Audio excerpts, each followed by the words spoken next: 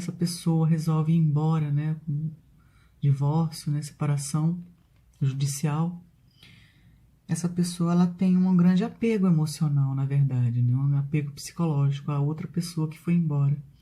E ela não aceita, né, a ruptura dessa relação, porque ela acha que vai ser feliz só, né, que pode viver só em função dessa pessoa, né, que foi embora.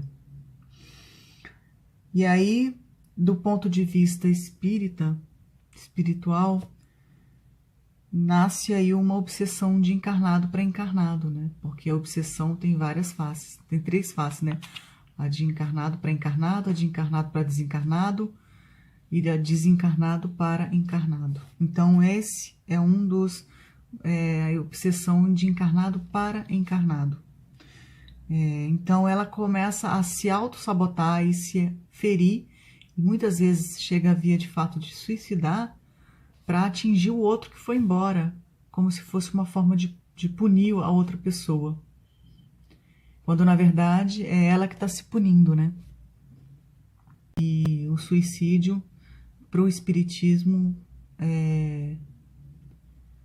é um ato extremíssimo, porque o espírito, né, que comete esse ato, tirando a própria vida, ele padece muito, ele sofre muito no plano espiritual, demora muito para se recuperar, inclusive carrega no perispírito essa mácula, né, de ter tirado a própria vida, e em outras reencarnações ele sofre, né, fisicamente inclusive, esse ato, né.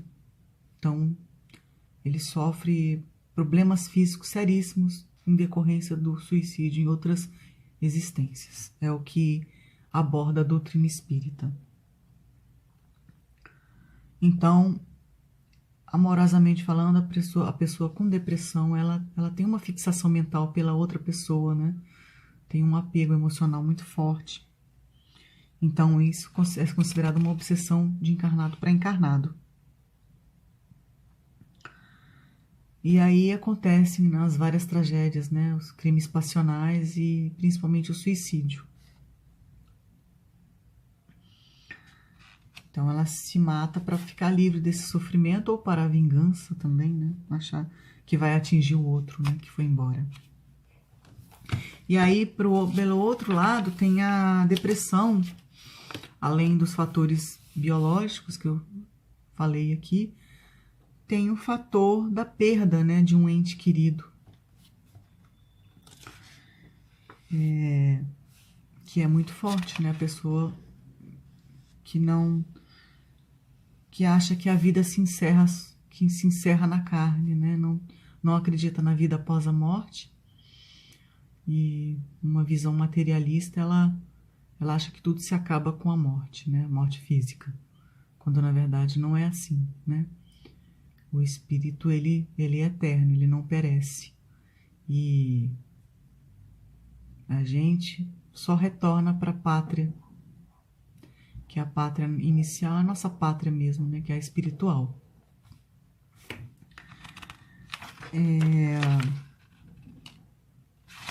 Então, assim, falta de amor próprio, né? Falta de amor próprio, falta de valorização de si mesmo, dignidade pessoal, enfim. E aí, aqui a autora desse livro, ela coloca uma passagem de Emily Durkheim, afirmando o seguinte: se hoje nós nos matamos mais que ontem, não é porque temos que fazer para nos manter esforços mais dolorosos, nem porque nossas necessidades legítimas estão menos satisfeitas, mas é porque já não sabemos onde estão as necessidades legítimas. Nem tampouco percebemos o sentido de nossos esforços. Então a pessoa perde totalmente o sentido. Essa dificuldade que o ser humano tem de administrar os próprios conflitos e de superá-los advém, não raras vezes, do desconhecimento de suas causas geradoras. Não sabe o gatilho, né? O porquê daquele gatilho. Tendo a visão limitada pela concepção de uma única existência terrestre, quando na verdade a depressão é mais espiritual do que física, né? E aí passa do perispírito pro corpo, né? As enfermidades mentais. Esbarra nesse estreito universo pessoal como ave prisioneira impedida de alçar voo.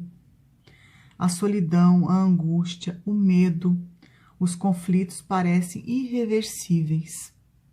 A madrugada avança e prossigo na freira dessas reflexões, sentindo-me bastante confortável por não ter comigo ainda que em momentos aflitivos, e por isso mesmo tal incógnita.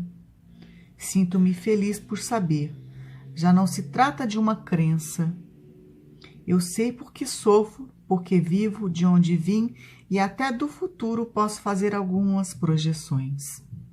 Como de resto sabem os espíritas e também os espiritualistas reencarnacionistas.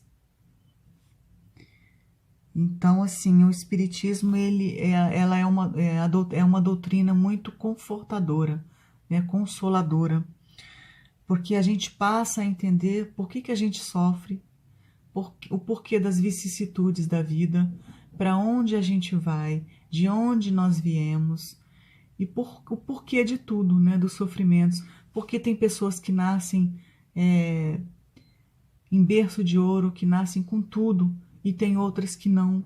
Tem outras que lutam tanto e não tem nada. Então a doutrina espírita vem raciocinar, né, uma fé raciocinada, vem explicar isso tudo.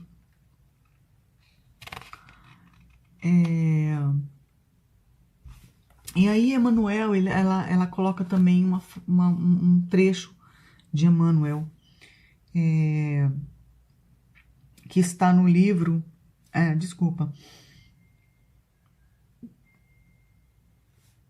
Emmanuel diz assim, no capítulo 70, em Fonte Viva,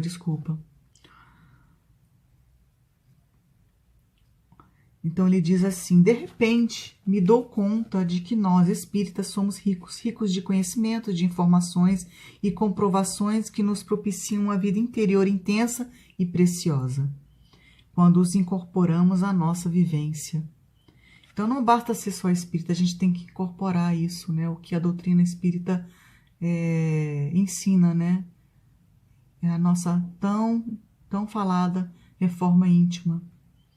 Então tem que vivenciar isso e não só acreditar, mas tem que acreditar não aqui, mas aqui.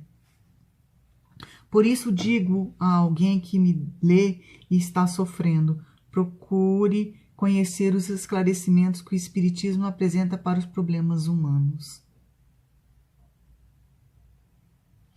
Então é isso.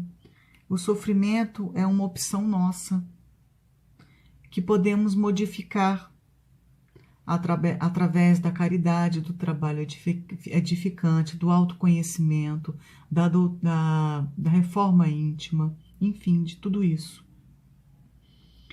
Porque todos nós temos direito à felicidade. E aí ele diz: não se entregue à solidão, à dor de uma saudade. Lute, trabalhe, viva. Tenha um ideal superior que alimente o seu eu. Lembre-se de que o ser humano não é o corpo, e sim o espírito.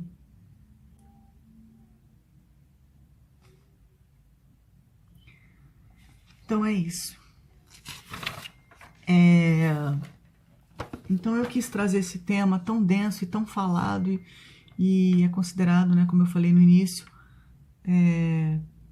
um câncer na alma, né, uma depressão. E nesses tempos de confinamento tem aumentado esses casos, né, de depressão e suicídio. Infelizmente, muitas pessoas não têm essa visão, né, de vida pós-morte e não conseguem a resiliência necessária e a fé necessária para aguentarem, né, as vicissitudes da vida, os obstáculos, enfim. E aí, para terminar, eu vou deixar um áudio de um poema que eu fiz sobre a morte, né?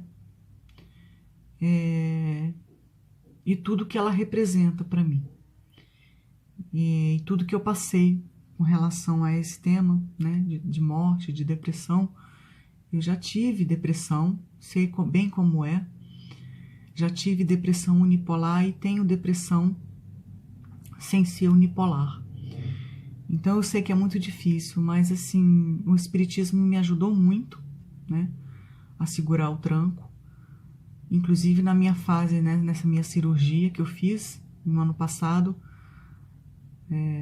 além de tudo as orações das pessoas, né, que chegaram até mim, que eu senti, mas a minha vontade de viver. Então, o espiritismo me ajudou muito a entender muitas coisas, né, muitas questões minhas. Enfim, espero que tenham gostado. Namastê, fiquem com Deus e muita paz e luz para nós, né, nesse momento difícil, nesse momento conturbado. Então eu vou deixar aqui no final do vídeo o áudio da minha poesia, tá? Muito obrigada e gratidão sempre.